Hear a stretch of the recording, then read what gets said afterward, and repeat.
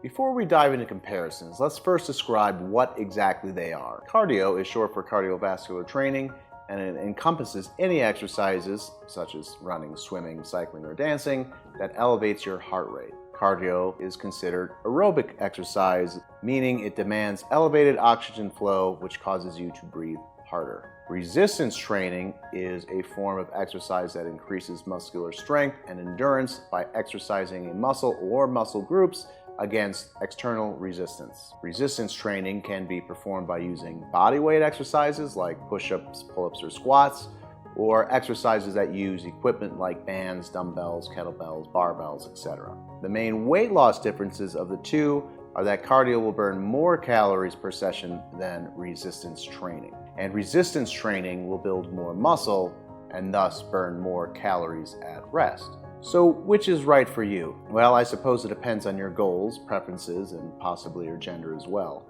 A study by the National Library of Medicine measured participants' resting metabolic rate during 24 weeks of weight training.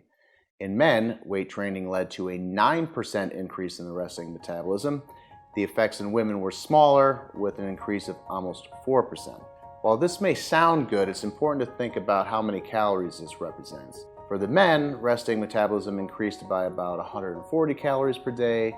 In women, it was only about 50 calories per day. Thus, weight training and building a little bit of muscle won't make your metabolism skyrocket, but it may increase it by a small amount. However, weight training also has other important calorie burning benefits. Specifically, research has shown that you burn more calories in the hours following a weight training session compared to cardio workout. In fact, there are reports of a resting metabolism staying elevated for up to 38 hours after weight training, while no such increase has been reported with cardio. For most types of exercise, a more intense workout will increase the numbers of calories you burn afterwards. Because resistance training builds muscle, it will also give you a different aesthetic look than cardio. Think of a marathon runner or a swimmer. They are lean, fit, but not particularly muscular. Now think of a weightlifter or a bodybuilder. They pack on more muscle on their body and usually do very little cardio in comparison to resistance training. Having said that, proper weightlifting regimens require intermediate to advanced techniques. And, being true to my transformation video in which I didn't lift weights or go to the gym,